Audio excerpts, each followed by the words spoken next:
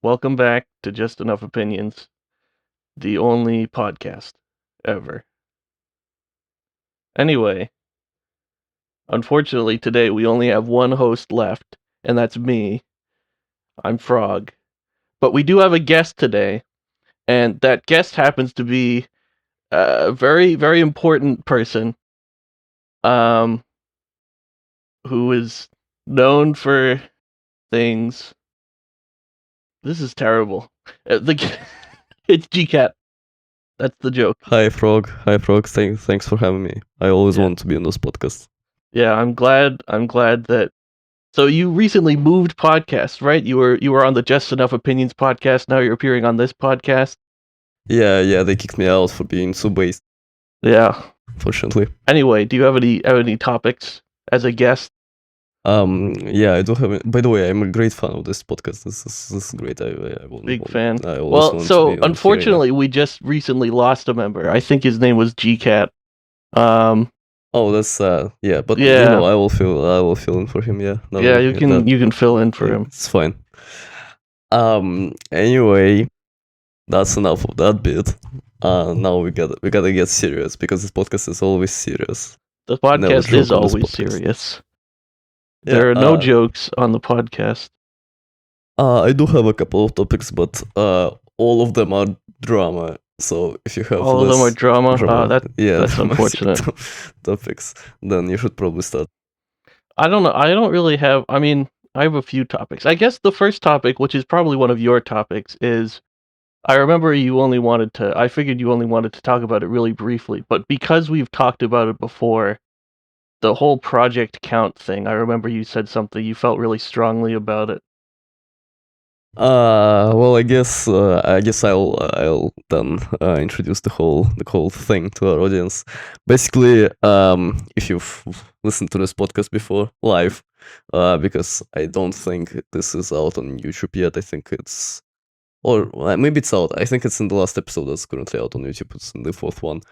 There is this. We've already discussed this, but there was this organization. I don't know how to call it, but there was this thing called Project Count, which was an account on CurseForge and Moddev, and it was led by this one guy.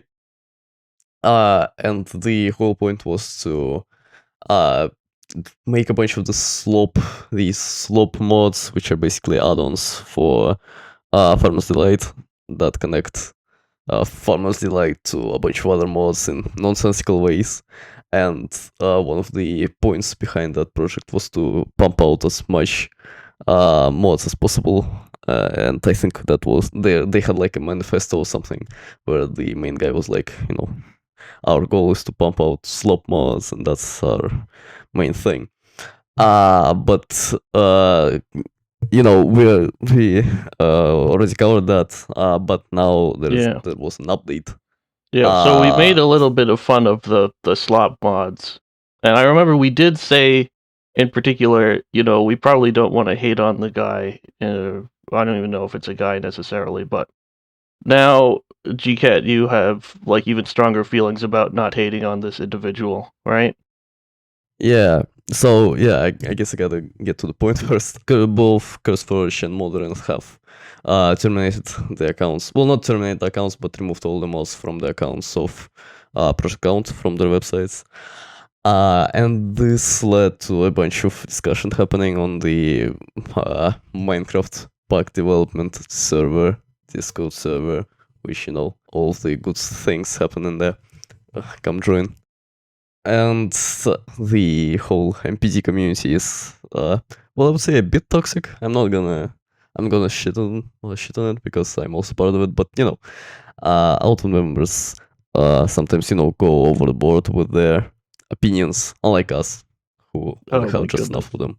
Yeah, no, if we're going to be serious, I'd like to say, I try to avoid being toxic, but I feel like I can go far at some points, No, but this, everyone is like that. I believe. Yeah. I believe I'm the same. At some point, the Discord server of the Project Count project, yes, was discovered, and this led to a bunch of nasty shit being said on that. And then a couple of hours. I know this happened very very quickly, and this was a shit show. But a couple of hours later, a lot of people discovered that the dev was actually Ukrainian and remains on Ukrainian soil. Which I don't really talk about politics on this podcast much, but when people get fucking killed in a war, I believe it's important to mention that you gotta understand that people like that have a lot of shit going on in their real lives, and Minecraft drama is probably not their top priority. So for me at least, I think my hypothesis was that the whole project count thing was mostly for money and mostly to support the family of the creator, because that's the only thing that makes sense for me. Maybe the guy was like doing this all for the idea and popping out those slop mods for the idea, but I just don't see that. The whole personality of that guy remains kind of mysterious. He never really explained his goals for that project. Yeah. But if we're going by my version, then yes, I think that all of this was for research points or for money to support his family members, and I think that's kind of shitty to laugh at someone for losing one of their sources of revenue, which they use to support their family, especially someone like that. It was also later discovered. Well, not later, I guess earlier. The timeline in this is kind of fucked up. I don't even know how it was going on. But sometime it was discovered that the person who led to the termination of the project count account on CurseForge was Leclando, who we also went over in one of the previous episodes, episode 5, which is currently on YouTube. But that individual is, way worse at his actions than whatever project count was doing. And not only that, I think that anyone who's cheering on the termination of that account is probably either not realizing what they're doing or are not a good person. I would say that. Of course, it's important to mention that yes, CurseForge and Modern were completely within the right to remove the all the stuff the project was publishing, but I pressed the mute mic accidentally, but the mute. Oh, yeah, mute, that's why you were quiet. The mute button accidentally. Sorry. Yeah, and what was I saying? I don't know. I feel like you said your piece. I don't really have too many opinions on it, other than, as far as I know it, like, we can dislike the mods and not necessarily have to go after the individual, right? Yeah, that's true. But I guess what they were doing. Some people would say was shitty, but I believe the goal justifies the means in this case. Sometimes it doesn't. Sometimes you can be like, if he wasn't in the situation he is, and he was just like a random kid publishing a bunch of slop mods, then I think it would have been fine-ish to make fun of him, because it's like, it's this weird, why is he doing this, and it's shitty if he's actually trying to abuse the system. But like here, I can definitely get behind what he's trying to do. Yeah. Simiao is saying that the project count stuff apparently was taken over by a coup today, and that Leclando also seems to be trying to get the new owner banned. I don't know anything about this new stuff. I mean, maybe like I mildly know. I've seen people talk about it a little bit. This is an update to the update, I guess. This is a more funny part of the drama. But I guess I can be less serious about this one. But someone took over the project. I don't know, maybe by convincing the original owner to give them the Discord server, or by some other means. But nowadays, well, I say nowadays, it's like today, it happened today, as of the recording. Someone who was also making formatized slop mods, because apparently there are multiple people doing that, which is weird. They took over the Discord server of Project Count and are now publishing, like, not publishing, but promoting their own slop mods through that, which is like weird and doesn't relate to the whole politics thing at all. But you know, yeah, That sounds a just weird. little goofy, but I feel like if there's something I've personally learned, it's that I can probably want to withhold my judgment. Maybe like I can judge, like, in particular the quality of the mods, but the reasoning behind the actions might be goofy, but it might be something else. I don't know. But other than that, we don't know. We don't know a lot about this new update, so maybe we'll cover it in a later episode if we get more information about that. So far, it's just like a random guy, as far as we know. Yeah, but So I remember you said, it basically covers it. I remember you said that you didn't really want to talk too much about this because you don't want to, like, it's a very touchy situation as far as I know it, right? The politics and war and potential stuff like that. Yeah, not even that, but the individual behind Project Count is clearly a kid, and as you can see, I'm not naming names here. You can probably find them online, but don't go harass them, don't go do anything about it. Just continue listening to this episode. There are going to be more fun things in this. And yeah, the individual is clearly, well, in my opinion, I think they're a kid, and it's harassing someone who is young like that on the internet, especially when they're in this situation. They've voiced a lot of opinions that I wouldn't agree with, but it's clear that they're not mature enough to understand that maybe saying things like that isn't the best for the general state of the world. Yeah. But how about I mean, what is it? You said you had other topics, but they're also drama related. Yeah, I have a couple.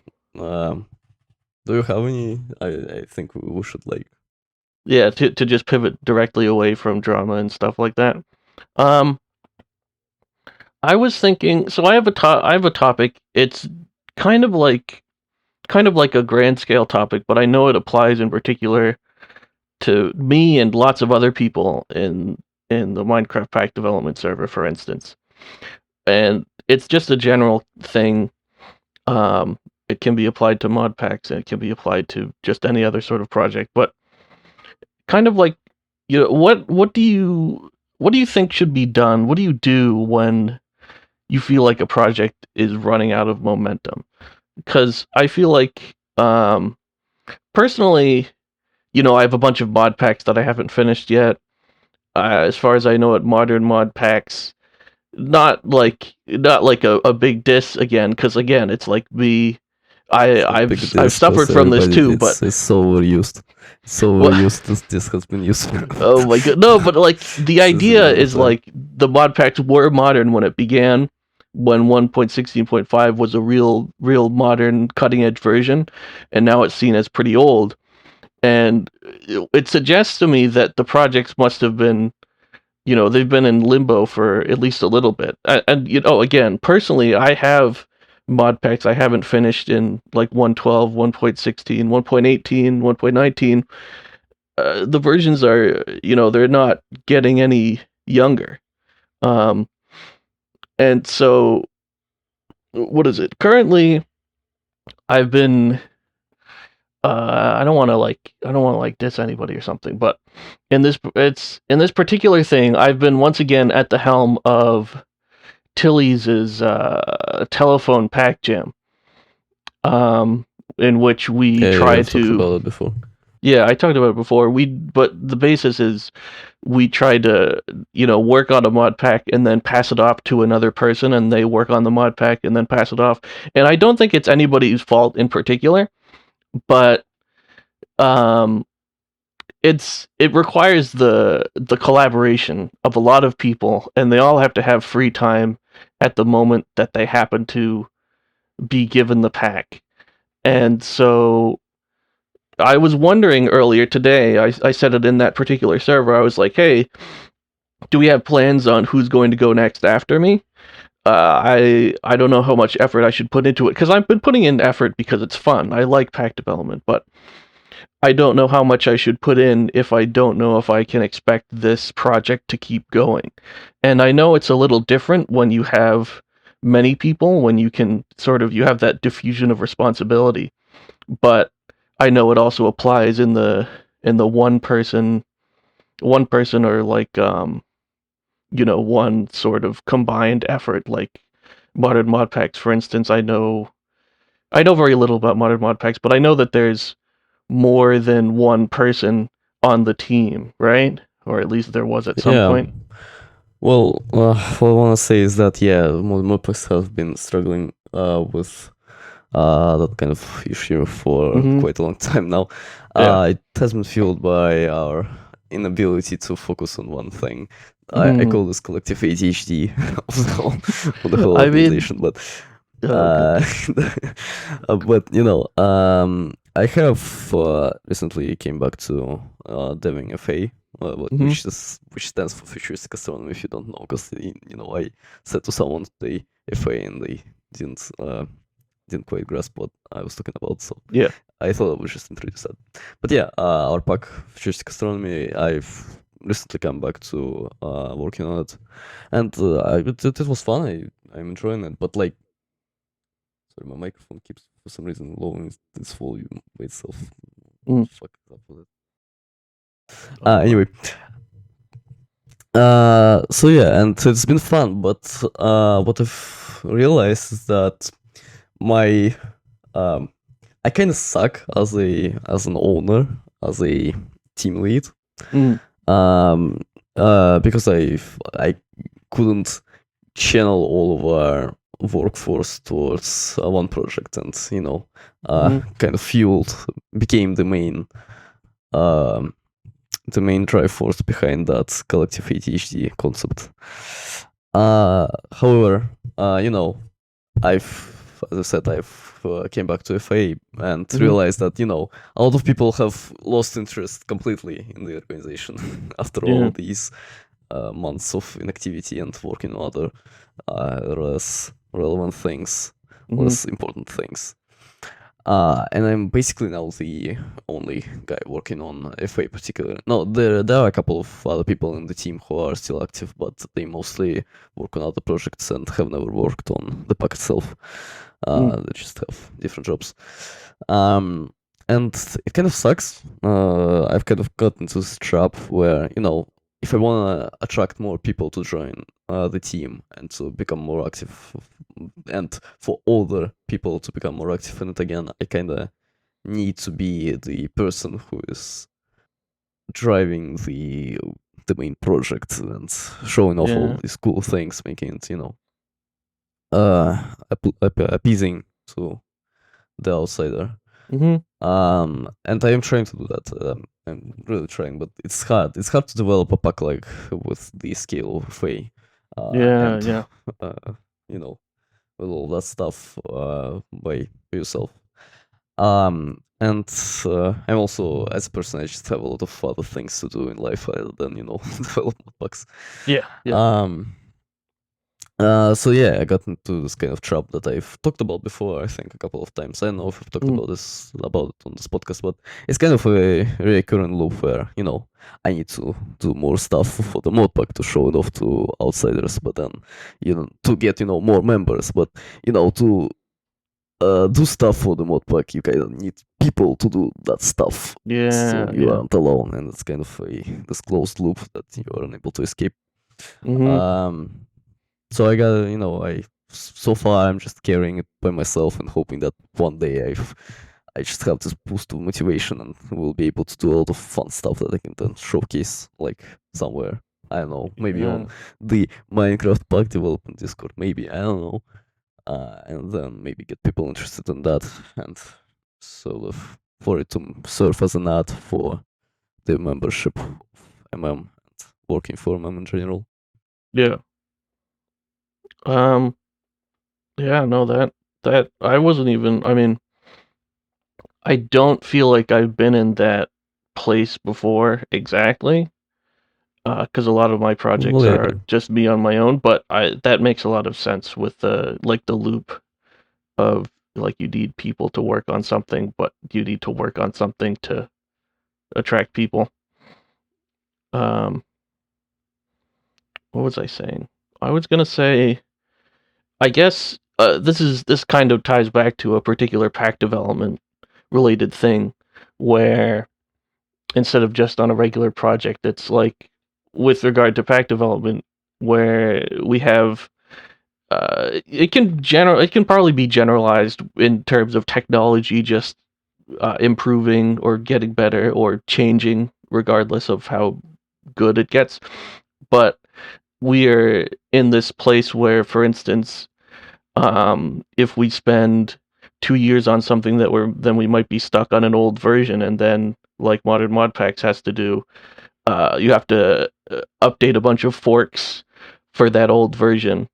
Um, where if you were to be able to work on a pack in better, not necessarily better maintain. I mean, I guess because 1.12 people still work on the packs there a lot, and so there's improvements that are within that ecosystem. But if you were to try to make a pack on like modern versions right now, like 1.20.1, um, you would probably have better luck in terms of stuff like mods getting fixed faster if you run into bugs. Whereas, the less people that are working on the version that you're working on, the more you have to try to fix things yourself. Um, yeah, that's kind of true. Yeah, but uh, I think you can kind of tell, but I'm more pro staying on one version and just fixing all the shit yourself. yeah, yeah.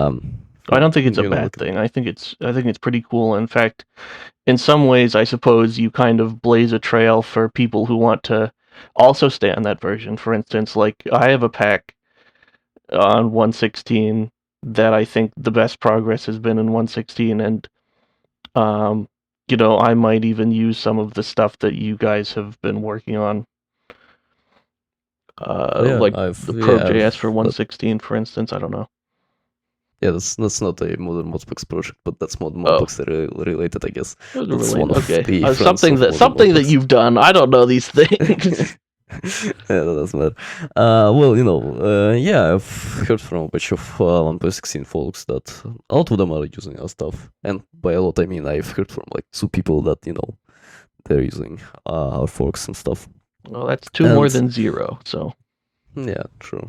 And yeah, I think that's a good thing. I think that staying on one version does help you not care about all of the stuff that's going on around you. Just focus on whatever you want to create. Although it does take more time than mhm. if you would support the latest, if you choose to support the latest version. I um, think that's just, yeah, I think that's just the reality of just developing anything in general, because stable versus latest is a long debate that has been held in a lot of different developer communities over the uh, years, not just this one. yeah, I'm not in too many developer communities. I'm just kind of stupid. um, um, yeah, mainly the stuff that I've quote developed unquote historically is just Minecraft mod packs, um, and stuff that I've needed to do for computer science classes. well, uh, I guess a good example here would be like Python 3 versus Python 2, mm, which was like a long debate. Nowadays, mm, everybody just uses Python 3, but back in the day, a lot of people stayed on Python 2 because moving to Python 3 was a big pain in the ass, and they I see. changed a lot of stuff. So yeah, Yeah. but nowadays everybody is on Python 3, which I don't. It doesn't set a great precedent for my model of bug development, I guess, because Mm. That kind of suggests that stuff dies out. But I'm just gonna say that that example was not at all applicable to the bug development community, and I know why I brought that up. Forget about it. Oh my goodness. Well, I mean, it's a good example in that it exists. That Yeah, sure. it's people have talked about it. In terms of stuff where I just wanted to talk about my experience in terms of my own attempts at pack development and stuff. Um, where it's mainly just been me. I found when I run out of momentum, it's just kind of because my interest sort of wanes in not like my total interest, because I definitely remain interested in modded Minecraft pretty much all the time. But what'll happen is I think it might have to do with my how my brain's structured. But what'll happen is I'll spend like a period of months or weeks or something really focusing on something, and then it'll kind of gradually shift to be another thing. And when the thing I focus on includes starting a project, like starting a Minecraft mod pack, then that just kind of it kind of simmers away, or not simmer away. I don't know. It doesn't simmer. It evaporates a little bit, maybe a lot of it when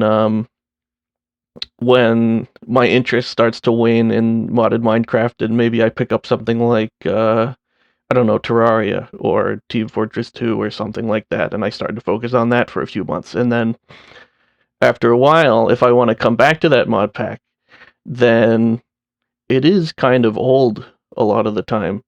Um, like for instance, the 1.16 pack that I've talked about before.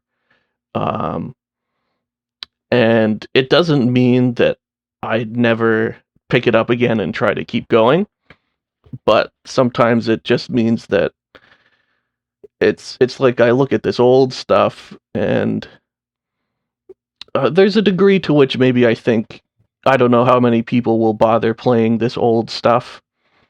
Because I don't think I have any packs that are on like 112 that I haven't touched in a long time or something, or that I wanted to bother continuing. Because old stuff in terms of like old, but people don't really develop for it anymore, or rarely people develop for it. But not old stuff where people have like lots of development stuff. I think I lost my train of thought. I'm sorry, Yeah, but it's fine. Yeah, I get what you're saying. I I mean, just want to add that yeah, you yeah, yeah. know, I also get distracted sometimes, as I've talked about already, and it's even worse for me because the whole organization gets distracted along with me, which Oh sucks. yeah. But I kind of differ in that I don't particularly do anything that's not related to modded Minecraft Really? nowadays. Mm. Yeah, most of my stuff is about mod Minecraft, and maybe that's the problem. Maybe I should like take breaks sometimes I don't know. Maybe I from don't know. this whole thing.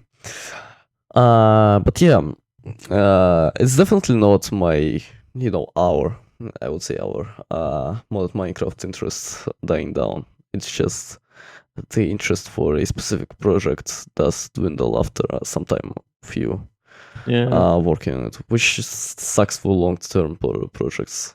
Yeah. Yeah. And from what I've heard, I watch a lot of game dev stuff on YouTube nowadays, and Yeah. in the past. And from what I've heard, a lot of game devs also struggle from this. They start a game, start working on some game they want to, their dream game, what they want to release, and then after like 2 weeks of working on it, they do get burnt out of it and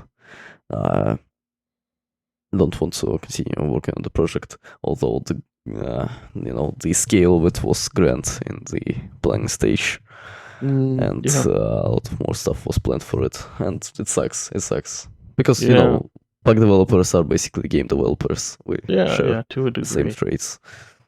Yeah, Yeah. so When I think about that's pack such a development and game development, I think there's a lot of stuff that's the same, but I always personally, I wouldn't want to put myself at the level of a game developer because, Minecraft isn't exactly an engine. It's got a lot of gameplay elements that are kind of inherent to it. Whereas if, as far as I know it, game development can be a little bit more involved when you're designing particular things. But I don't actually know too much about game development other than whatever it has overlap in terms of design and stuff for with pack development. Um, Yeah, well, I've developed a couple of games just yeah, for fun and for other communities in general. yeah. In the past, I've used like Unity, and nowadays, when I want to make a game, I usually use Godot, but that doesn't really matter. That doesn't really Mm-hmm. apply to this conversation. But just from my experience, yeah, I think that pack development does differ a lot from game development. But I would say, Minecraft is still an engine. It's just like, imagine the worst possible fucking engine that could exist. And then, one of its features is that it already has a game built into it. Mm. That would be Minecraft. that's the best comparison I have. Oh man. The thing is, you can do a lot of with MC as a game engine, because mixins exist and CubeJS exists and a lot of things exist, Yeah. and a lot of bugs exist that prove this concept of Minecraft being something more than a game, something that you can shape to be any other thing you want. Yeah. Like the ship of Theseus, which we talked about before in this podcast. I think it's a great pack. You should go check it out. Yeah. I've seen only like screenshots and stuff, but it does look extremely different from vanilla Minecraft and from lots of Yeah, mod packs that technically built heavily off of vanilla Minecraft just from the basis of their existence, I guess.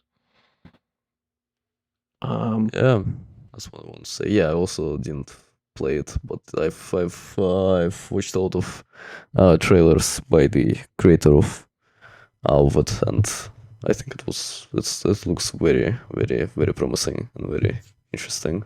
Yeah. What I was gonna say was, I think it was. Oh yeah, I think. Um, for me, I suppose like one of the ways that you can try to combat the thing where you start a project but you don't finish, other than of course trying to keep your scope small, is trying to keep your scope really small at the very beginning so that you can push out a version like a what do they call it, like a minimum viable product, um, before you add all the additions to it. Um, and I feel like that could be done with pack development, but sometimes it depends on the pack. Like if you're making an expert pack or something, generally you have to get the whole progression in, and that can be a lot of work, I think. Um, Yeah, for the that's pack that I've been working on recently, other than the telephone pack, other than that pack, the idea is you make food and stuff, and then you sell food, and then you get cooking materials so that you can make more food. You go to different dimensions, you get different ingredients. It's fun, I think, but from that, I have to start with all the different food things and the different recipes for the food things, and I have to have the money, the costs associated with each food thing, and that includes what I have to do generally is like stuff for bounties using Bountiful, which is a great mod. I think it's very very fun. Um, Other stuff that kind of, I suppose, if I had to start small, which I probably should do, is I should start focusing on foods that you can get in the overworld and then move on to the ones that you can get at the nether or something. Maybe I should write that down as a good idea because I don't always think about this sort of stuff. Um, but Yeah, well, scope yeah, is a very important thing. It's very hard to, become a master of scope mm, and, control how much you want to implement before getting the product out. I believe. So, yeah, that's a good skill to have, but, uh, yeah, it's hard. It's hard. yeah. I'm definitely not a master. I was gonna say in my pack, I'm thinking sometimes. I guess I just thought of a thing, and then I thought of a counter to that thing. I was thinking, what if I make it so that some ingredients that are usually found in the overworld are only found in other dimensions? And then I was thinking, well, I can just do that later. I can just set it up so that I have all the overworld stuff immediately, and then if I want to change it, I can change it later. I'll put out a product. It'll be fine. That was my counter to my thought, and it was like, I guess I've solved all my problems then. I can just just keep my scope small, and I need to remember that. The problem is, Anyway. scope is, relative, and, something that could be a smaller scope for a part of one pack could be enormous scope for another pack. And for Fate, definitely we've tried to, set our scopes low for the first beta build, which will eventually release, hopefully Nice. this year, but maybe next year, I don't know. Mhm. Someday it's gonna come out. And it's basically gonna be just the first 2 stages of the pack, whereas there will be about 16 of them. I believe that's about the plan. In the final product, but Yeah. we can't even get one stage done so far. So, Oh man. Well, I guess yeah. it depends on the size of the stage. I feel like I worry a little bit about packs that I see in development, like compression and attune. Those are packs that are in the MPD, Minecraft Pack Development Discord, and it's not like I worry that they're gonna be bad or whatever.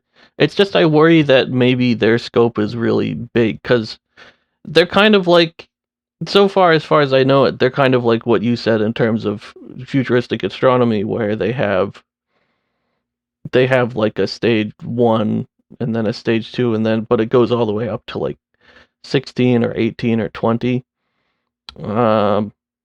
And I don't know the degree to which they plan on limiting their scope for their first versioning, or not versioning, but like their first release. I know compression moved into Well, the yeah, I don't released know. mod packs. Yeah, Yeah. what I want to say. Yeah. I don't know how, when it comes to how the Attune dev plans to do that, but I know the compression team is quite large nowadays, and they've already published the first betas, so Yeah. they probably don't have a problem with scope. Knowing Yeah. Nayagi is like a scope master. Yeah. I guess, I mean, yeah, maybe I'm not too worried. I suppose, well, I'm not too worried about compression in particular. I guess, maybe it's a me thing, and maybe it's because I should probably get used to this concept, but the fact that they only have like 1 or 2 tiers done out of their 16, but they're still a released pack, is, it puzzled me at the beginning, but with this conversation, it really puts it into perspective. Maybe I should try to approach that, or approach my own projects in that manner.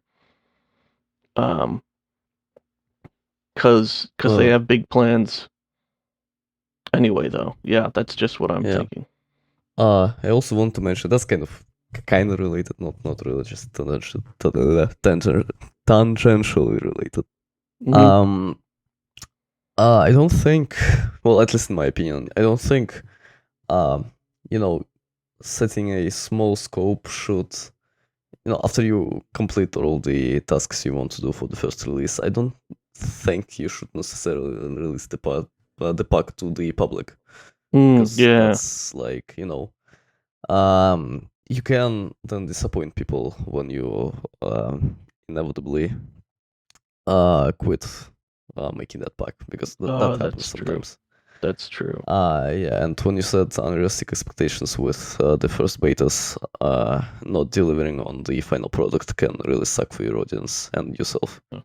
Yeah. What I'm thinking is, personally, I don't know how much. I feel like that's definitely a worry that I need to keep in mind. I don't know. Well, I pretty much have not released very much at all, so I don't think about it very often. But when I have done, like, had a little bit of release and had playtesters enjoy what I've made, I found like a lot of motivation from hearing the feedback. But I don't know how long that lasts, and because sometimes you might also just like end up with no playtesters too. Yeah, that's what I want to say. Really? All right. At Yeah. Modern Modpacks we also combat this problem by having a small dedicated tester team, which currently consists of 2 people. But if you are willing to wait for like 2 more years for the first FA beta to come out, please join us. It's free. I'm literally adding anybody to that. But yeah, and I think the difference between that and releasing the unfinished pack to the public is that, as a tester, you're not obligated to get the final product right. As a tester, you kind of realize that you will be playing something in a rough state, and nobody guarantees that that rough state will become something more in the future. So that will not disappoint the audience and not disappoint the devs seeing the disappointed audience. Instead will allow the devs to easily move on to other stuff. And I believe that's a good thing. That's one of the benefits of having a dedicated tester team that not many people realize. Yeah. Maybe I could join. Well, I think I'd probably want to join only when I know futuristic astronomy is close to coming out or so. Not close to coming out, but close to having that beta. Because I'd probably be interested to a degree. I'll shoot you a DM when that happens. All right. Yeah. If we're still like, if we're still in contact, we might be estranged. Yeah, if we're still alive, like anything. Yeah, we might be killed with rocks at the White Pharaohs casino or something. Yeah. Oh man. This thing that makes me think of the other topic, or another topic. I know we put it in our announcements on Discord. BlanketCon. Talk about BlanketCon, where we I think we officially have a presence at BlanketCon 2025, and I was thinking, I don't. What? I said we will be at BlanketCon, like for the audience that's listening. I think I should probably say that when you're listening to this, if you're listening to this on YouTube, the BlanketCon 25 event is already happening, so you should probably join. Because next episode, if we talk about this, it's probably gonna be a bit too late to join, knowing how much time these episodes take to come out. So yeah, check out the BlanketCon Discord server and see if it's if it's going. Yeah. I remember I was not a participant, but I was a guest at BlanketCon 23. It was pretty interesting. It was a little removed from what the stuff we generally talk about, not because it's bad or anything, but because it's like a fabric. It used to be Quilt, now it's on Fabric, and generally we talk about like mod packs, which we don't really talk about. I don't think they have too many showcases for mod packs at BlanketCon, because mainly they show off like mods and other stuff like that, because they have their own mod pack that has all of the mods they want to show off. But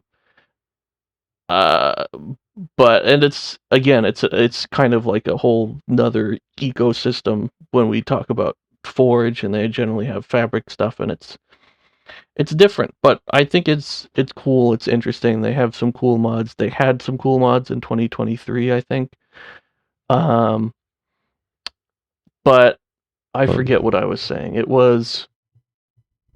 Well, yeah, I guess I want to add that this just goes to show how many sub communities this one community has. Some people enjoy Forge, some people enjoy Fabric, some people I don't know, enjoy PSMC or something. Yeah. The PSMC community. Can you make yourself? Can you? What the fuck would deal with? Can you show yourselves? Yeah. Raise your hand if you're a big fan of PSMC. Leave a comment. I'll raise my hand. Still haven't even played it yet, but whatever. Frog is the Anyway, I biggest was. fan of PSMC. Oh my goodness. GCat and I, we were. I think it was the other day. It might have just been yesterday. I totally forget. We were setting up our claim for the was yesterday. location. It was it yesterday? literally Yeah, I'm Yes. just stupid. Yesterday we were setting up our claim for the location where our booth is gonna be, and I was and GCat was like, "Hey, here's a bunch of in jokes we could put into our booth," and I was like, "I don't know. I feel like we should avoid in jokes that referred to episode 1 because episode 1 was kind of controversial. I don't know if that should be like the face of our thing." And then I was thinking, "Oh, well, I feel like basically all, if not most, of our in jokes are from episode 1. Maybe not like all of them, but like Uh, an unfortunate amount of them." well, my counter argument was that if we use most of these jokes out of context, nobody is going to realize they're from episode 1, and nobody is going to go listen to episode 1 where we should say a bunch of fucked up shit. So if you just like go around BlanketCon and tell everybody to go play at the White Pharaoh Casino, that won't expose us as terrible people. Yeah, I hope so. But yeah, I just want to I just want to make sure we don't like, I don't know, because we do apologize for some of the shit we said in episode 1. We apologize for it in episode 2, but oh man. Well, episode 1 was I'm gonna play the devil's advocate, which is our favorite thing to do on this podcast, but episode 1 is not that bad. Yeah, I don't. Again, I'd stand by episode 1, but not in the sense where it's like, like, hey everybody, let's look at how how we should be looking in a public-facing environment, and then we're like, oh well. What I want to say is that episode 1 is not bad by itself, but if we've continued the podcast in the vein of. Not in the vein. What's the word? In the vein. In the spirit. Makes sense. In the spirit of episode 1, then we the podcast would have been a lot different, and I think it would have been a lot worse than what it is now. Mm-hmm. Yeah, I guess so. Yeah. Well, I suppose that's the important part. Slimmy was saying that. Yeah, you can go. Sylvia was saying, like, we could put up a massive sign on the booth saying, "Don't listen to episode 1. Like, nothing interesting happened in episode 1. Do not listen to it." I feel like that might have, what is it, the Streisand effect, where people are like, "Oh, let's listen to episode 1." If I were to put up a sign, I'd probably be like, listen to episode 2 after episode 1. Hopefully it won't be. Like, listen to at least episode 2 after episode 1, so it's like, you can hear us apologizing if we said anything off color in episode 1, which I think we did to a degree, Can we talk about this? Can we talk about this drama? It's called my mic going fucking crazy drama. It's for some it keeps lowering its volume for some reason. I fucking hate it. I fucking hate this mic. Can you? Oh my goodness, the drama. Can someone send me a better mic? GCat versus GCat's mic drama is insane. Yeah, this is great. The GCat mic situation is insane. It might be like you might be coming too close to it, and it's like trying to normalize the audio. I don't know. The thing is, my mic has like a physical, slider you can turn up and down for volume, and there's also like the digital volume I can adjust on my PC, and for some reason the physical volume does not. Well, I guess that makes sense that it doesn't get lower, but for some reason it looks like I'm using Linux, and I think like my OS is lowering it instead of my mic doing that, which is so weird. You should install "Don't Fuck with My Mic" Linux.com. Go to that. That's our that's how we should name our sister podcast that. Oh my goodness. That's the a great Gay name Sex for a Ed Break podcast. podcast. Oh my goodness. This is there. I just call it. It's flowing in the in real time. What the fuck is going on with?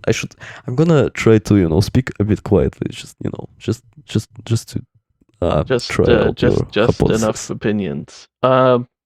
So I don't know. Do you have any other you have other topics, right, GCat? I guess so. Well, I have like two more, but yeah, like two more. The first one is just like a quick update on the thing we've talked about before. 2 episodes ago, we mentioned that the whole CF point situation where CF an intern. I hope it's an intern. I hope I'm right. That would be so funny if I am. But an intern in CurseForge in Overwolf offices headquarters has fucked up something in the database, and it gave out a lot of points to mod creators. Yeah. Which it shouldn't have. And we've speculated on what could happen later after the incident to the points. I think it was a week ago by now, but last episode was a different theme from this topic wouldn't fit in the last episode. That's what I'm saying. Yeah. So I'm mentioning it now, but CF has about a week ago announced that they will be casting on points for I don't remember. I think it was either that week or the whole month would be a bit lower on points for mod and modpack creators, which you should consider if you have ever made a mod. If you haven't heard about that before, you probably have because you're in the mod maker community. But if you haven't, dear listener, then consider the following. Yeah, my point still stands from that episode that I like money, I like CurseForge points. They should just make that pack permanent and just give me a lot of CurseForge points. Yeah. Not cut on points. Right. So that was that. Do you have anything to add to that? I've never actually published anything on CurseForge. Damn. Yeah. You do have a Moddev account nowadays, right? Because you have to make one for BlanketCon. You do have a Moddev account nowadays, I'm saying. I do have a Moddev account, yeah. Yeah, because you have to make one for BlanketCon if you want to participate for some reason. I don't know. Yeah. Yeah. Well, then if you don't have any other topics, I have one more, and then we can move over to your favorite rubric of this podcast. And I guess I kind of like it too, but the funny machine. All right, yeah. So the last topic I want to mention here, I think David talked about that in in our favorite Discord server, the Minecraft pack development Discord server. It's kind of a nothing burger drama, but he sent a link to a GitHub issue where some mod author was requesting a modpack author to remove their mod from the modpack, and then after getting rejected because CurseForge does explicitly say in its TOS that every modpack author has the right to use any mod from CurseForge. They've deleted the entire mod from CurseForge, left it up on Moddev archived, but it's they have archived it on Moddev, like deleted it from CurseForge, and deleted their GitHub account for some reason, which is I don't know. That just shows you as a coward in my opinion, but and that kind of brings me to a more general conversation. Do you think it's fair to assume all mods on a certain platform are allowed to be added to mod packs on the same platform?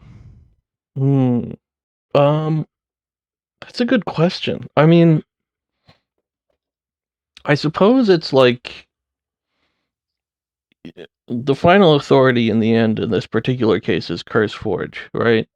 Yeah, I guess so. And CurseForge's decision was to allow that. Well, it's kind of a passive decision. They're not aware of this drama, but Yeah.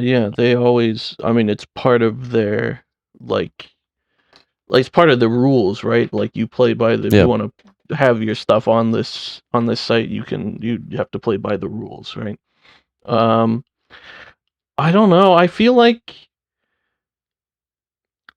in a perfect world, well, of course, in a perfect world, people would be like, "Oh, you don't want my pack, you don't want your mod in my pack. I'll just remove it." But I feel like there should be a thing where somebody should be able to be like, "Hey, I don't want you to use my mod in your pack." And I think I think the way to do this, I guess, would be just the way that the person went about it, which is just to kind of take the mod off CurseForge because CurseForge allows anybody to use whatever mod they want in the mod pack. Mm-hmm. Um, but it's still not great, right?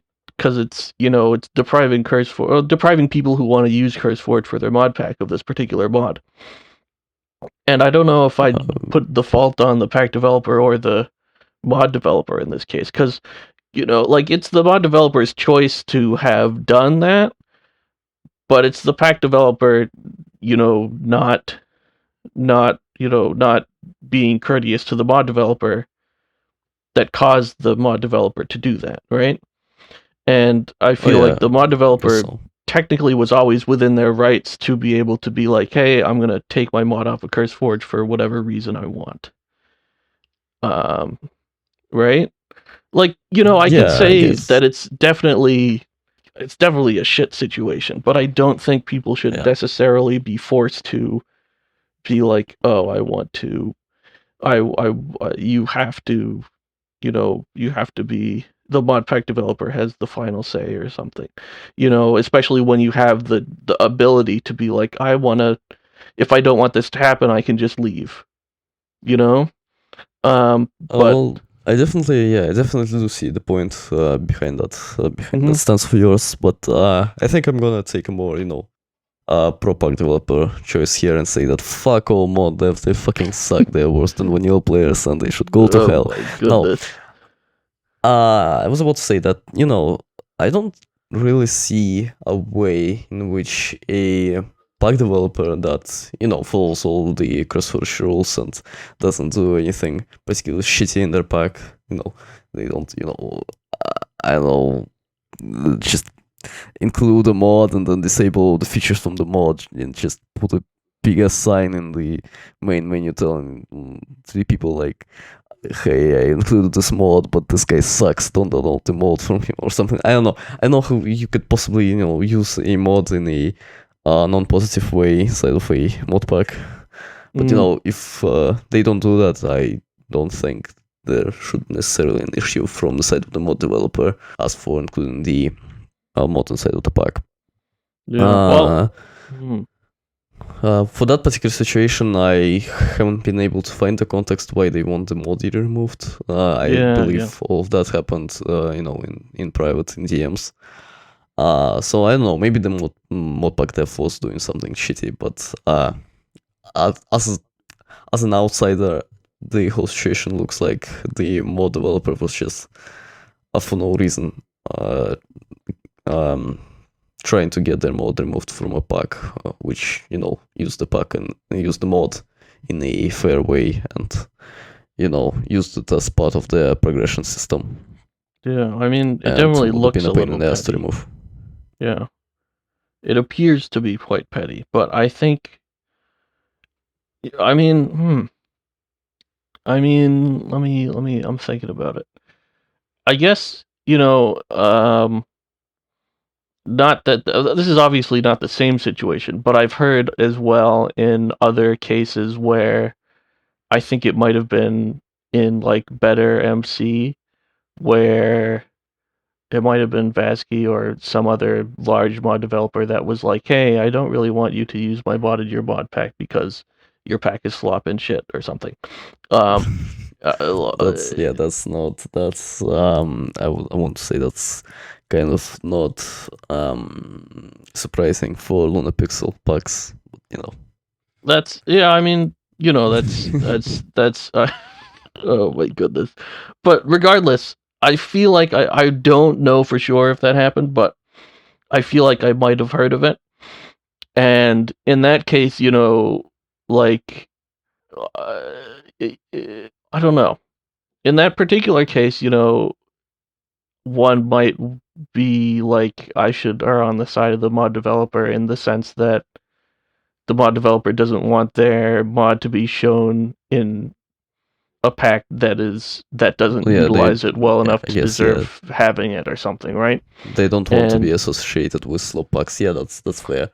But I hope most of the players to realize that pack developers and mod developers are separate entities and can different on a lot of can differ in their opinions on a lot of things.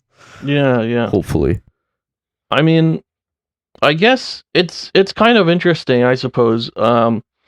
Like even in this case where it seems like the mod developer was just being petty, and I feel like the mod developer should be within their rights to be petty, even if it's just kind of not very, even if it's somewhat pathetic, I guess one could say. Of course, I don't know the reasoning, so I can't be sure, but that's what it appears. I feel like they should be within their rights to do that, but I feel like also I think I've said this before. I feel like the pack developer also should be, given the right to do whatever they want with the mod as it's being provided in terms of like, some I feel like I've heard, I don't remember exactly who, but at least one mod developer was like, I don't want you to use my mod if you change the recipes to something that doesn't make sense to me. And I feel like the pack developer should be able to control that regardless of whether or not the mod developer likes it, except Yeah, and that's in the in that case that case the I mod yeah. developer is like, the mod developer in that case can be like, I want you to, I'll just refuse to give you my mod as, like, I refuse to have you use my mod at all, right? I don't know. Well, yeah, but I guess, yeah, well, most of the cases I and you can think of are probably, not most, I guess all of them are kind of still don't really make sense and just show the mod developer as petty. Like, there isn't a good, valid situation in which you would want your mod removed from your mod pack. Well, except for, the general association with the modpack developer, but we've went over that. I hope Mm, it's usually the end user's fault for associating a mod developer with a modpack developer. There we go. End I users suppose suck. so. That's Oh my that's goodness. that's the lesson here. No, but all of the other reasons except for that are bullshit on the side of the mod developer, and the modpack developer is fully within the right to keep the mod in. Mm, Well, in my opinion, at least. I don't know. I And mean, I I'm guess kind of just CurseForge exploring has. my. You could know. Yeah, I want to say that I think CurseForge has taken the same stance as yeah, for this issue in particular. Mm. I'm. I mean, I don't know. I feel like also. What was I gonna say? I feel like I'm exploring my own moral ideas about this particular thing, but in some sense, I feel like there's like a. I suppose what I'm thinking about is I feel like the mod developer can either give or not give, right? And when they give, they're, giving the pack developer, like, okay, you could do whatever you want with my mod, or they could not give. And when they don't give, it's like you just can't use the mod at all. Um, in the same sense, I think where the pack developer can give or not give in terms of like, okay, the end user, you can do whatever you want with my mod pack, but don't come to me if it messes up. Which is, I suppose, I would say the same thing if it like you talk to the mod developer, the mod developer's like, well, you messed with it, so it's all yours. But like, I feel like the pack developer could give it to the end user. The end user wants to change something, they can do whatever they want with it. But it's not up to the pack developer at that point to to fix it. But if they don't want that person messing with their pack, they can also just be like, I don't choose to give you the pack at all. I feel like it's kind of like a transfer of ownership to some degree, and I think that might be some of the basis behind why I think the way I think. But I'm not sure. You know, the stuff you're saying definitely has a lot of merit to it. Yeah, so, but as for my opinion, I think I've made myself clear. But I don't support the end user to modpack developer as you've outlined in your second variant. I don't particularly am fond of a pack developer closing off all of the possibilities for the end user to mess around with their pack as well. I think that's also kind of the same situation, and that's also kind of petty on the side of the pack developer. Yeah, I guess so. I mean, I don't know. I just feel like maybe it's just a thing that I can apply personally. I suppose personally, if I make a pack and somebody messes with it, as long as they don't there are things that I don't think they should be able to do, like publish it under. I mean, technically they might be able to based on my license, but publish it as if they made it entirely by themselves or something. That would I would take issue with that. But if they were to, just mess with it for their own personal enjoyment, I would be fine with that, to the point where it's like they shouldn't be like, hey, I messed with this for my personal enjoyment, but it's not working. And I'd be like, well, you messed with it for your personal enjoyment. If I didn't want them to mess with it for their personal enjoyment, then I would be like, I don't feel like I should have the power to give it to them and tell them, hey, you can't mess with it, I guess. I'd either, I don't know though, that's what I'm saying. Yeah, that does make sense. But I could just the issue of someone copying your pack and publishing it as their own is kind of, it's a bit of a different one from this. Yeah, it's absolutely a different one. I was just thinking, because these are the rights that the user, I imagine, should have. Yeah. But the thing is that when you deal with that sort of thing, you would instead take their project down, not add them to a crash list or something. That's why crash lists are petty and looked down upon in this community, because they're bad. They're a bad way of dealing with stuff. Yeah, absolutely. And I guess crash lists are kind of related to the thing we're talking about here. So in the end, what we can say for sure is, fuck mod developers, fuck end users. Pack developers are the only good people in the universe. Yeah, pack developers for the win. Kill everybody else with rocks. Oh man. So far we've hated on end users. We've started hating on end users since episode 3, I believe. Then this episode we started hating on mod developers. What's next? Are we gonna start hating on just regular people? I think we started to hate on regular people a while ago. Oh my god. Oh yeah. Episode 1. That's when it happened. What else? Also, when we were like, all the mods are bad. That was technically all the mods in the organization. Say like every single mod is bad. That was kind of like an implicit hatred of mod developers, right? I don't know. So each episode, our circle of people we respect gets smaller and smaller. Yeah. I hope someday we will stop respecting ourselves. No. I mean, technically, even before that, we might even have to stop respecting. No, wait, no, I don't know. Do we still respect Davey if we disrespect ourselves? I respect Davey. Yeah. Slamiel says in the chat, the mission is done. Every group has been hated. BlanketCon is the finale. Oh my goodness. That would be fun. What if we just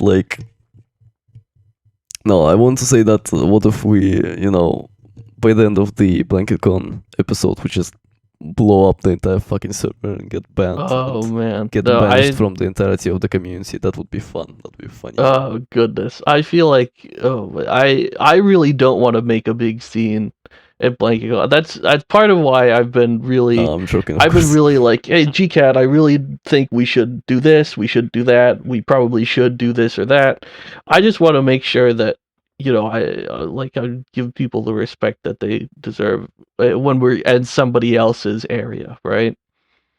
Yeah, I mean, well, I just in general try to respect people. Of course, this is yeah. all ironic. That's all Yeah, I ironic. know Of you course, do. this Yeah, podcast it's all is not real. ironic. But I feel like, there are degrees to which we can also, because not that I think we do anything particularly disrespectful here, or at least we try not to.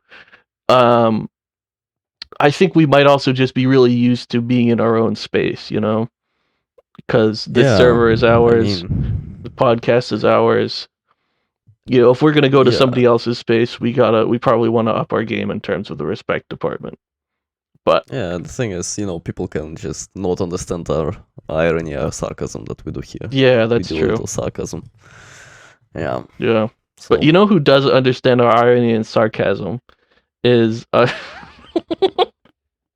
Go on. Our two best friends who have the blog, which will talk about all of the drama that we talked about.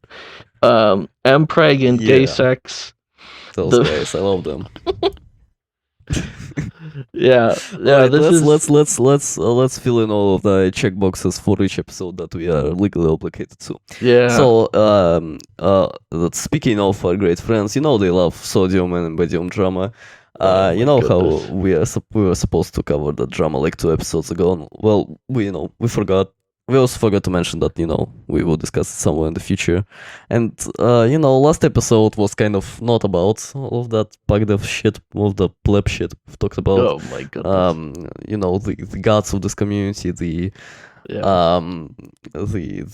Igabelon community members, and we've decided to not talk about that in that episode because it felt not related, and because I don't know, because insert some joke, insert some funny thing here. What? We also can't really talk about that on this episode. So next episode is gonna be about the sodium barium drama for real. Oh yeah. Yeah. I think we're not allowed to. I also think we probably shouldn't mention the fact that we're going to definitely talk about the sodium and barium drama when it comes to the BlanketCon thing, just because I don't think they would care if we were to talk about the idea that we are definitely going to talk about the sodium and barium drama. I just imagine, we just come to the fucking BlanketCon, to our booth, start the episode, and do the intro, and then I start just screaming the words sodium versus inbetween drama over and over and again, and then you also start screaming them, and that's the entire episode, and then we do that for 2 hours, and then thanks for listening. Man. That was just Enough Opinions episode 139, whenever the BlanketCon was happening. Oh my goodness. Yeah, assuming how it says insert Jack Black mentioned here. I agree because Jack Black, we were going to have on as a guest today, but we can only have one guest. And as we know, I got GCAT, who just left another podcast. So he was feeling pretty downtrodden. So I was like, I'll just get GCAT here, It was his last episode before, like a week ago or something. So, bring him on as a guest. Jack Black, he's got enough stuff going on. Oh, he left. Samuel left. That's hilarious. I love this podcast. Yeah, this podcast is great. So do you have any other topics to discuss, or should we move on to our favorite little sub rubric of this podcast? How much time have we been going? It's only been like an hour 20 or something, right? Yeah, it's only been like an hour and a half. Well, even less than that, but Yeah, because you were a little bit late. I was. It's fine. I've run out of topics to talk about. Hmm. We can always look at the topics ideas chat. Oh, that's a great idea. All right, let's see. Because it's like topics ideas and it's a great idea. Why skimped board is infinitely better than white pharaoh. Shut up, we've talked about that. I should probably We did talk about that. So discuss. let's see. What else? Here's one from the very early on. Vanilla like and its consequences on modern mods. Actually, I think I heard about this before. Technically, it was from there was like a minor discussion about something like this. It was from somebody that I know that, as far as I know it, you might know to some degree, Quantum of Quanpack's fame. Oh, the Quan, he sucks. I'm gonna say it on this podcast. He sucks. Oh my not goodness. he, they, she. I know they use all of the pronouns at the same time. So I'm just. All right. Okay. I don't care what pronouns you use. I'm just gonna insult you because you fucking suck. Your opinions fucking suck. Oh man, I've come into contact with some of the opinions that Quantum of Quanpack's fame has, and I've disagreed with some. I think I've agreed with at least one. I'm not sure. Regardless, this was about textures and, the vanilla type texture, like the Japa textures, and how Create has similar textures to vanilla, and I don't know, Farmer's Delight, for instance, has got pretty similar textures to vanilla. Yeah. And I feel like there could be stuff discussed. I mean, to a degree, I'm a fan of the newer textures and how lots of mods are, they try to be like newer, they try to have nicely textured things.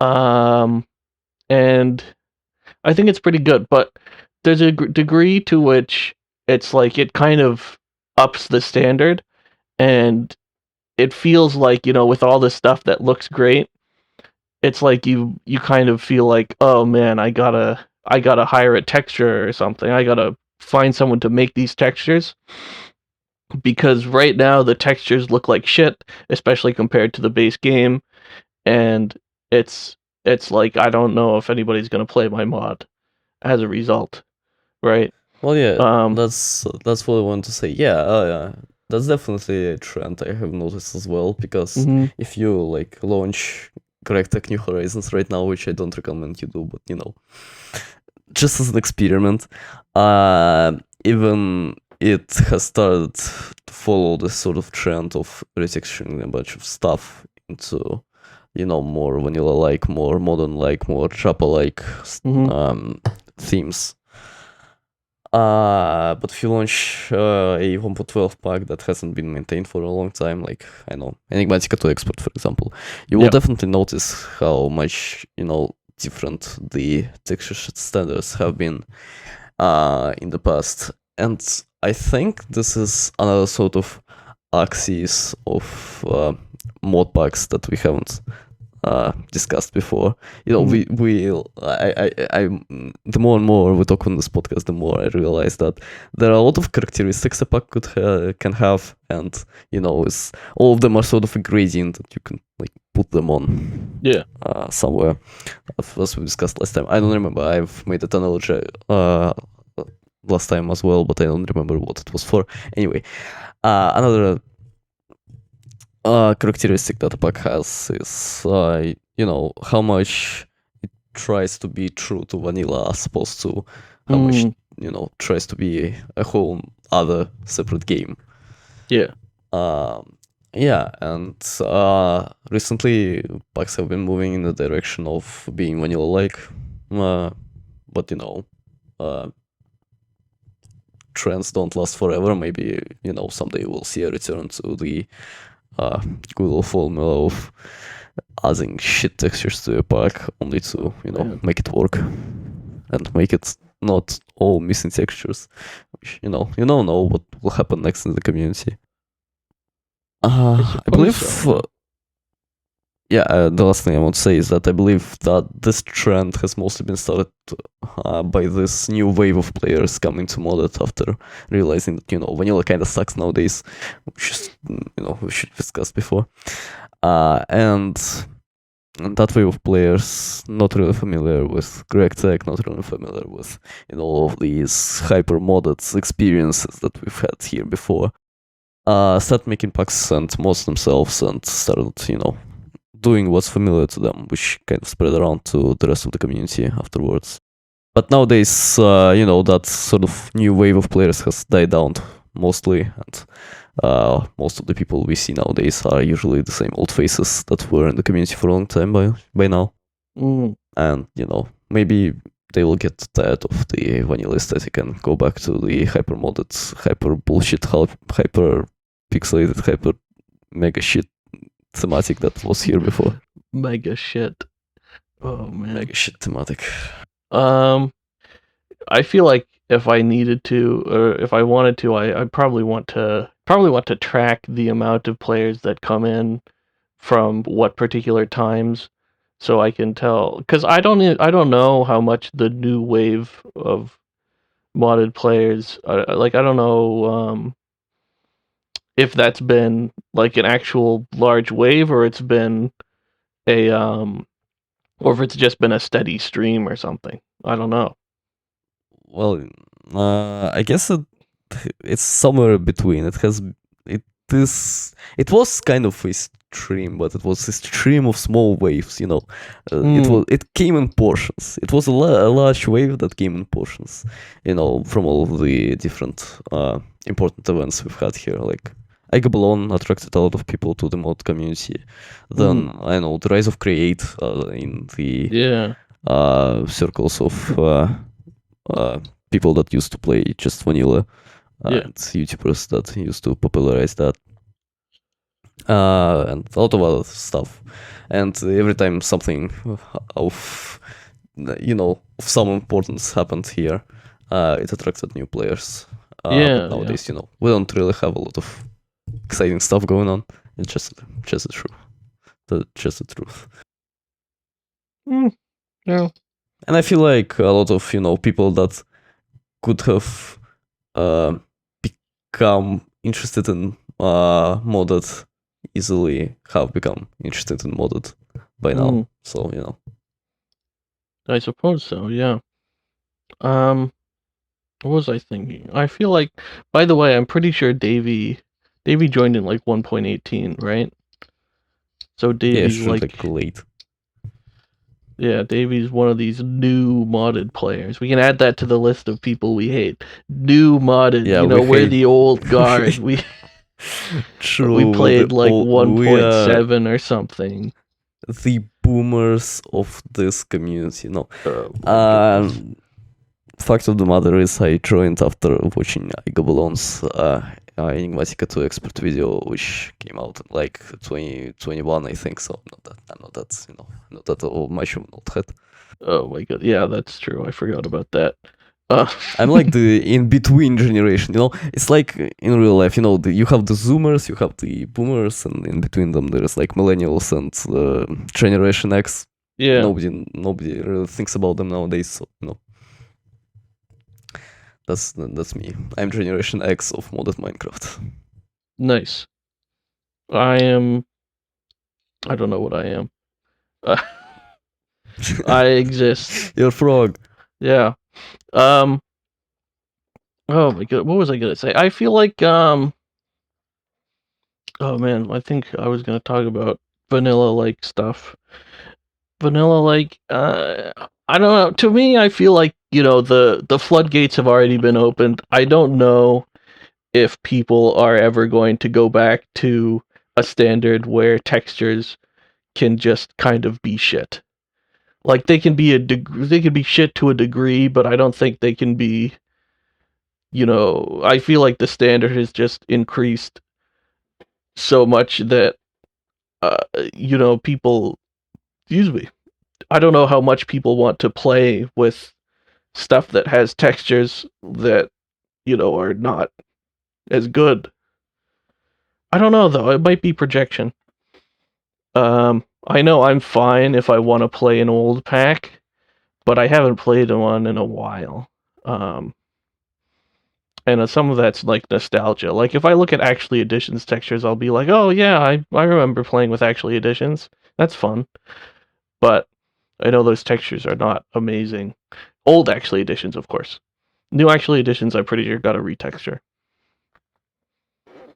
Well, what I want to say, I've thought of another analogy. You know, the early days of modding are like, you know how the entirety of human history is split into like three: the the pre-modern, the modern, and the postmodern ages. Yeah. That's kind of sort of the same for Minecraft. You know, we had the pre-modern with all the 1.7, 1. Well, 1.12, I guess, to heads and 1.7, 1.12 mod packs. And then we entered this modern age with, modern mod packs, with 1.16 and above, where vanilla like started becoming more and more of a trend. Yeah. And nowadays, I do believe that we are sort of, uh, not very fast with extremely small steps, but we are sort of entering this postmodern age where you can enjoy both, and most people enjoy both, and you just start doing whatever you want to instead of following the trends of the entire community as it was before. Well, I mean, also there's before 1.7, like Tekkit. Yeah, well, that's Classic like and shit. what that's like the basically caveman era. Yeah, that's I want to say that's the birth of Jesus Christ. The birth of Jesus Christ. Right, yeah, the birth That's of Jesus the Christ. fucking Anno Domini ass era. Yeah, sure. Oh man, birth of Jesus. It's funny. The year zero of the modded community. Yeah. I definitely feel like the rise of Create is a big part of it. The thing I said in response to Quantum of Quadpack's fame, I was like, Quantum of Quadpack's fame was like, I like these textures because they look like shit, but they aren't Jopified or vanilla like or Create like. And in response, I was like, this is a very fucked up thing to say, but I was like, me when I have weird discolored bumps on my skin, and they're good because they're not like regular freckles or hair, which is the norm for skin.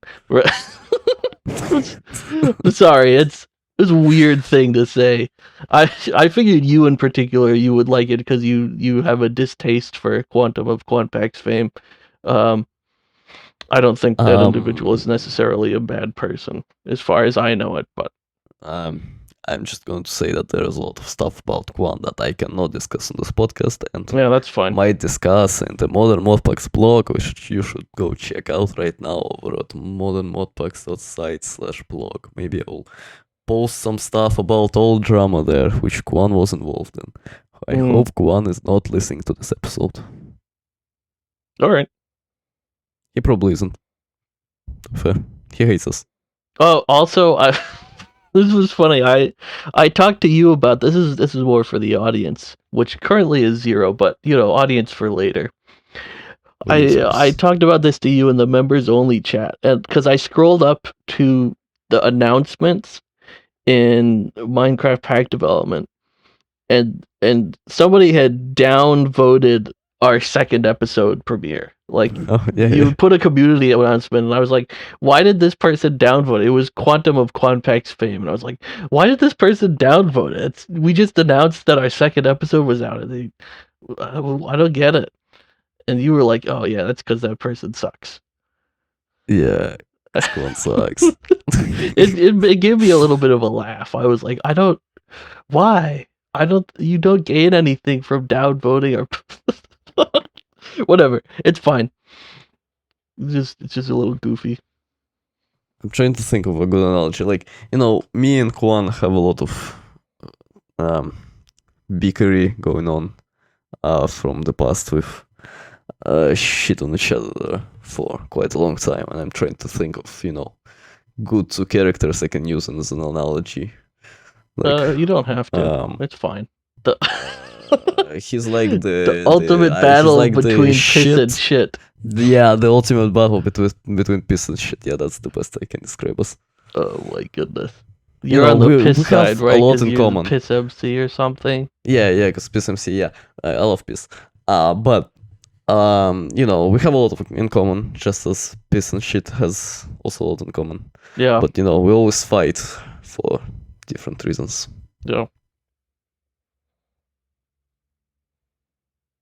Well, I guess that's it for that topic. You want to bring out the funny machine? Let's bring out the funny machine. This is gonna be a short one. Maybe all of the BlanketCon listeners will come to our channel after listening to the live recording on BlanketCon and listen to this episode in particular, because it's gonna be the last one. Gonna be the last one on the YouTube. The last one, yeah. Oh, the last one on YouTube, as I mean, during that time. You get what I'm saying. But by the way, I'd like to shout out our editor again, just because. Yeah. I did that in the member only chat again, but I was like, hey editor, you are great, by the way. You're editing for us. I don't know how to edit. I barely know how to edit, I guess I should say. I'm gonna fucking lose it. I don't know. I'm just like, this is great. Somebody's editing for us. This is amazing. Yeah. And I like the work that our editor has done on the other 2 episodes that our editor has edited, right? Because it was the first and the second were edited by the certain other people made by Akoto. Thank you, Akoto. You're great. You are a great editor. You should continue doing this. Yeah, thank you very much. The 5th episode already. We are fucking dying without it. Oh my goodness. Okay. Anyway, funny machine. So yeah, as I said, this episode will be or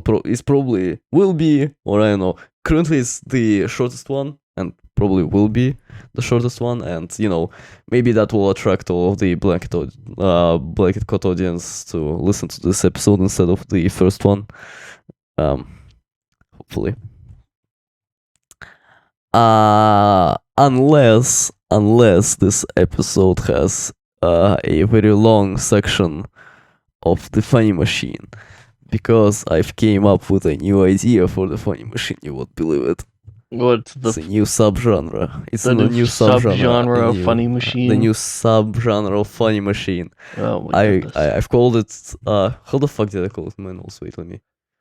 I've called it Funny Machine Back to the Past. I would have called it Back to the Future, but we don't have the rights to that. So, Funny Machine Back to the Past is a new sub-rubric for the Funny Machine that we have on this podcast, where we, instead of, finding a random question to answer from the quantity of the Minecraft Pack Development Discord, we instead go to the old channel, the archive channel of the question of the day, and go look at the oldest questions that the admins of MPD have asked. I thought it would be fun. So that sounds cool. It's it has nothing to do with it being easier to find the oldest messages in the Discord channel than it being to find a random one with a Python script. It's just a fun rubric that I've come up with. There are no alternate intentions behind that, and yeah. Oh my goodness. Anyway, there's the first question. The oldest question on the Minecraft Pack Development Discord.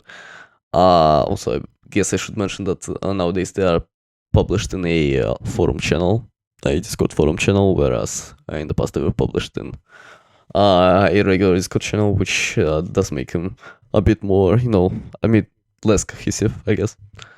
But I believe it will still be fun to answer.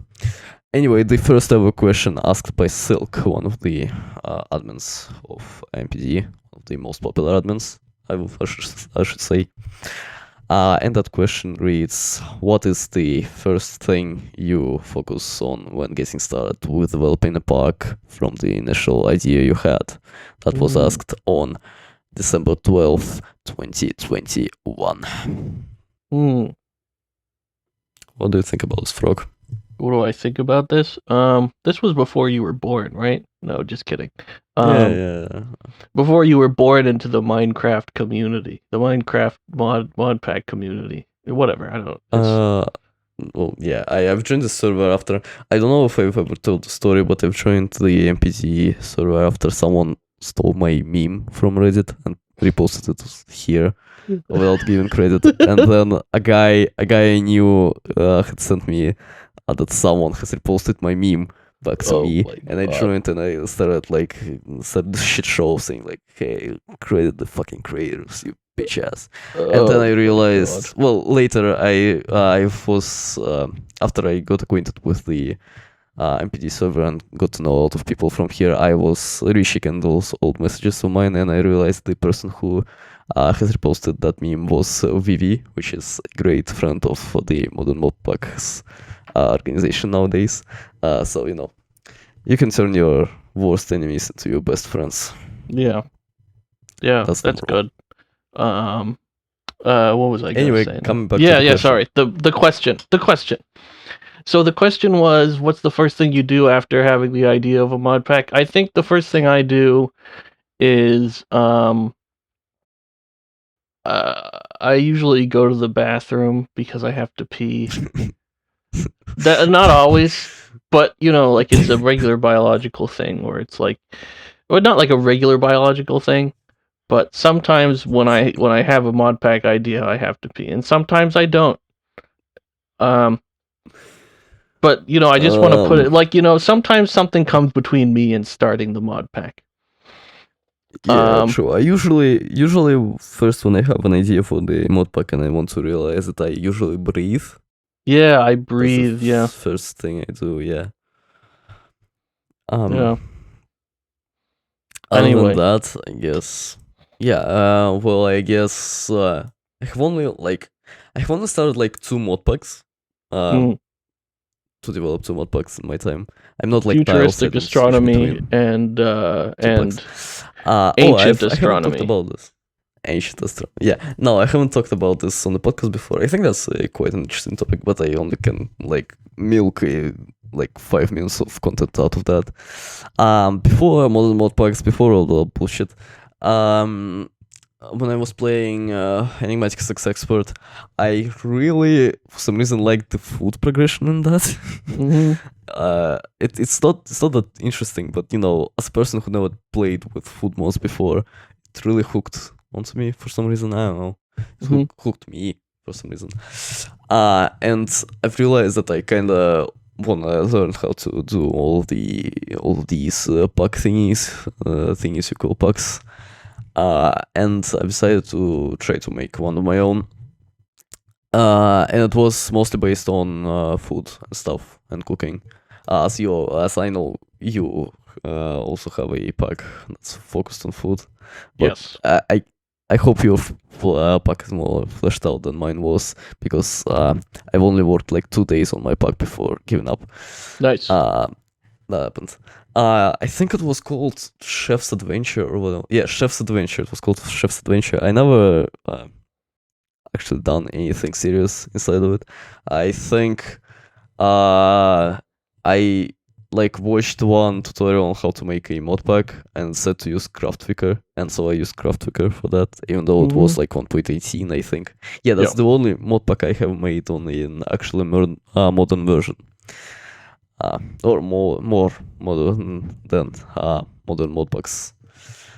So I am technically more modern than modern modpacks, or was more modern than modern modpacks. I don't know how this works, but anyway, the modpack was on 1.18, and I just installed a bunch of random mods I liked, threw in Craftwicker, and I have already known how to code a little bit before starting out making modpacks. So I got acquainted with ZenScript. I think it's ZenScript, right? With ZenScript quite quickly, and I've like done a couple of things. I've like unified some metals. I think I've made the stick recipe give you 2 sticks instead of 4. Yeah. And I've added a couple of recipes to the create sawmill. I think that was it. I think that's all I've done. Nice. I've also had FTP quests. I started making an FTP quest line before I realized that, I don't know how all of this shit works and how you're actually supposed to balance all of this, and seemed, as this very tedious task, and so I just gave up and I just continued playing EXE instead of trying to develop something on my own. I do still have a copy, not a copy, but I guess, an instance of Chef's Adventure on my PC, so maybe I'll publish that to our Discord for all of the Discord listeners. All the JEO heads to play. Yeah, all the Discord heads. Later in announcements, I guess, or somewhere. Oh man. It's a shitty pack. You shouldn't play it, but just to get acquainted with the modern modpack's history. Yeah, and then a couple of months later came FA and came modern modpacks and came all of that, and also a couple of months after that I stopped playing Enigmatic Sex Expert. So that's my history with making modpacks. So I don't know how that answers the question. I guess I set up an instance and all add a bunch of mods I think would fit the thematic. I think that's what I do. Yeah, no, that's usually what I do, but I think it's funny how you started modern mod packs on 1.16. I'm bringing the back of you started modern mod packs on 1.16 when 1.18 already existed. the thing is, why I chose 1.16 specifically, it wasn't only because EXE was one of my favorite packs at the time. Well, the only pack I played at the time. But also because 1.18 didn't have a lot of the mods I wanted back in the day. That makes sense. Yeah. So I decided to just downgrade. Yes. Anyway, let's see. What do I do? Yeah, I usually do the same thing. I look for mods that will fit. Generally, I'll be like, okay, I'm gonna look for mods that I know should be in the pack. Like I usually have a gravestone mod. I usually have CubeJS or Craft Tweaker. Generally CubeJS nowadays. There's a few other things. A mini map mod. One of the recipe viewers. What else? Oh man. The Skibidi toilet mod. No. The Skibidi toilet. No. I think I'd rather. What?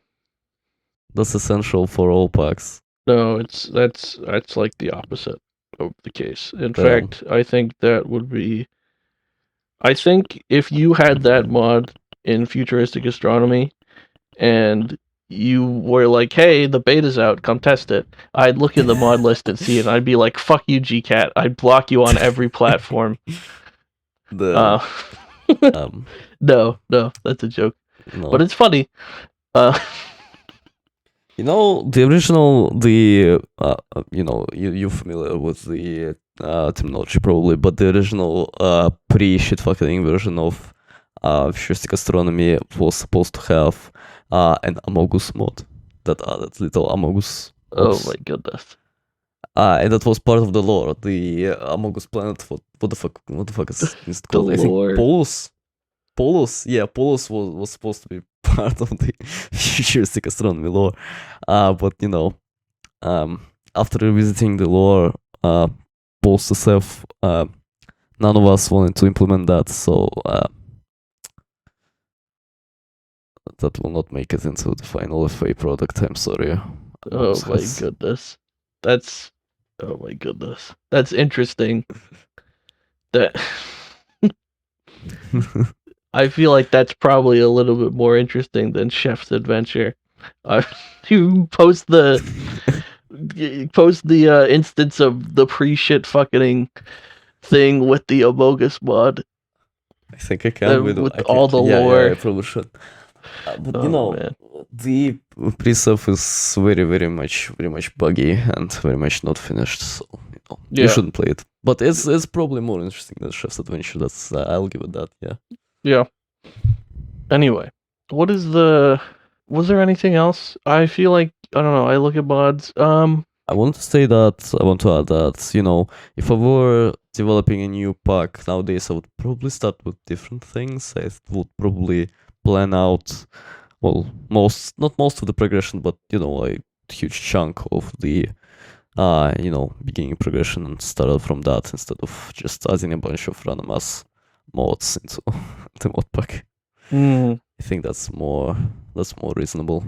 I just add random ass mods, or mods that I know I want to have in the pack, and then I just start up a world. It's either survival with cheats or like peaceful survival with cheats or creative, and I'll just be like, look at all the options for me, and and um and then what do? I totally forget. Go to the bathroom again. Yeah, then I go to the bathroom again, and then I think about, let's see what kind of scripts can I make? Maybe I'll make a little skeleton for myself in FDB quests, and then it'll probably be dinner time at that point. So it'll be like, oh, I gotta go and make dinner or eat dinner or something. And so then I do that. Then I come back, and then maybe I'll be like, what else should I add to this idea? And maybe I'll set up my workspace in VS Code, and then I'll go to bed, because at that point it's bedtime. And then I wake up the next morning, and if it's a school day, I gotta get out of bed. I gotta take my shower. I gotta get somebody to drive me to the train station so I can get on the train. And then, of course, I gotta go to economics class first, because that's my first class. And then after that is ethics class, and then psychology of leadership. And then I gotta take the train back home. This is really stupid. I don't know why I'm still going with this.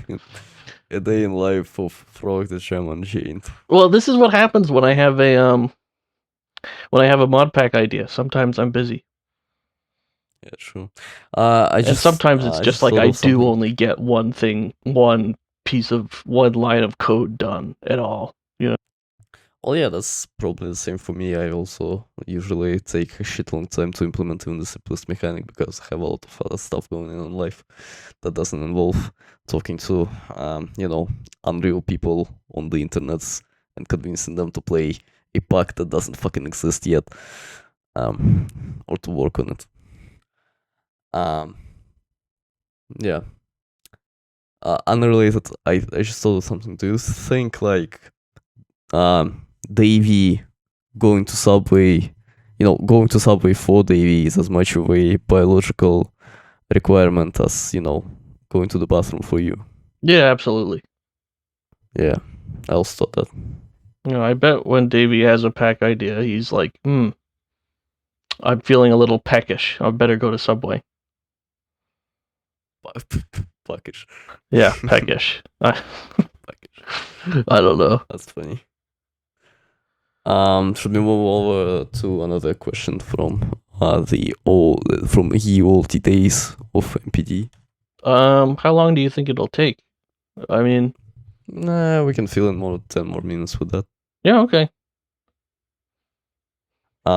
So the second oldest question asked on the very next day, not the very next hour, the same hour of the next day, was also asked by Silk. It reads, today we are leaving the pack making realm to dive directly into the realm of mods. So that was pre them not giving a shit about the thematic of their quotidians, and they had decency to outline when they're not really packdev related.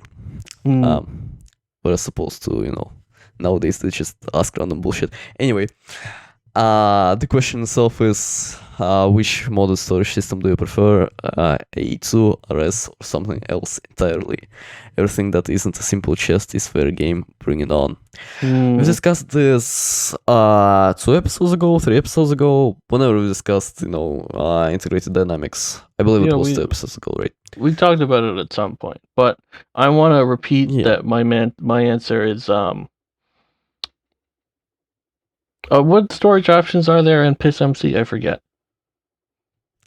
You can store stuff in RAM. You can store stuff on the hard drive. Yeah, that's what I'm talking about. That's what I care about. Yeah, that's the important shit. Nothing else really compares to that. Yeah, or the SSD if you have that. The SSD also works probably. Yeah, SSD. I know, I like it too.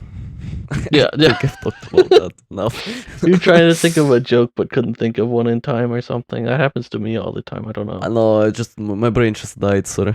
That's fine. I also like A too. Oh. The other stuff was a joke, but it was a funny joke, so it's fine. Yeah, it's fun. I like PSMC. Yeah. So I guess we can answer one more question to make it, a round number, and by round number I mean 3. Yeah. A number that you would that you like to count down from, so like 3, 5, 10, 20. Yeah. 3, the number that Valve can't count to.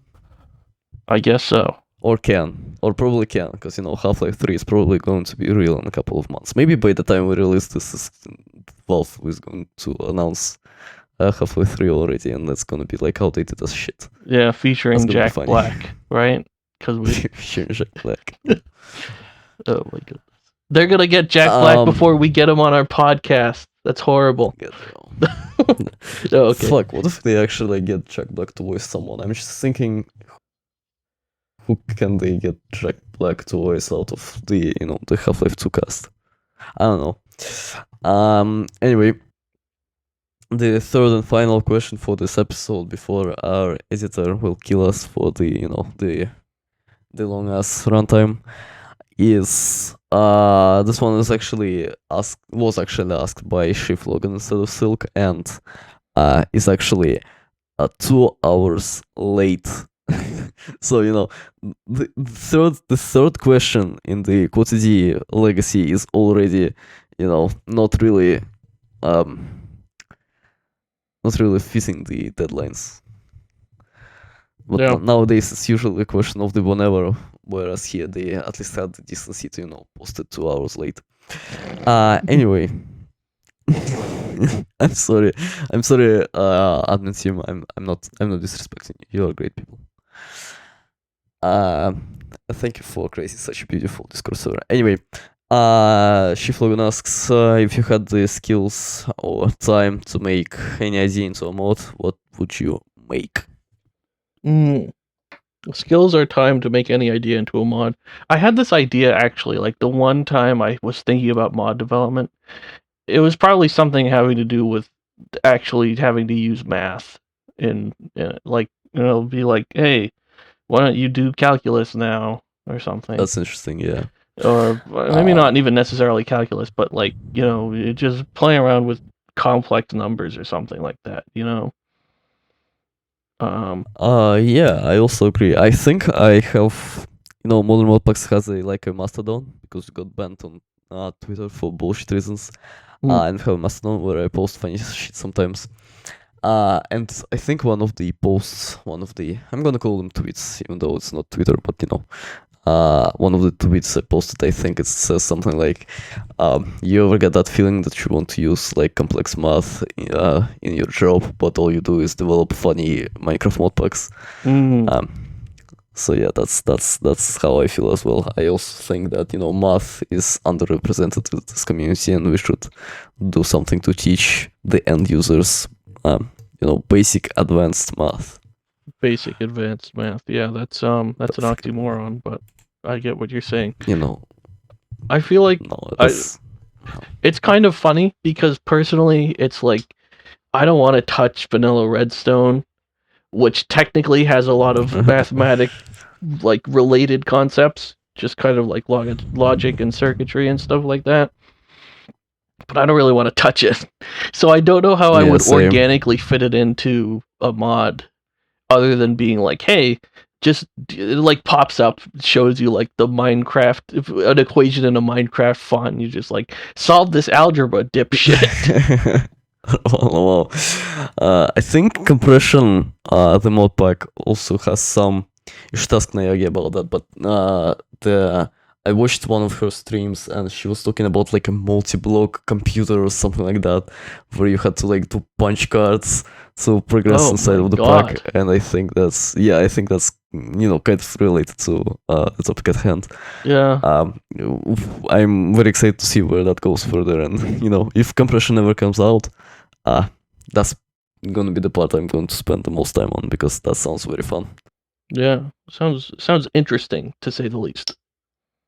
So far, what we have nowadays, I think the best we have is the create above and beyond.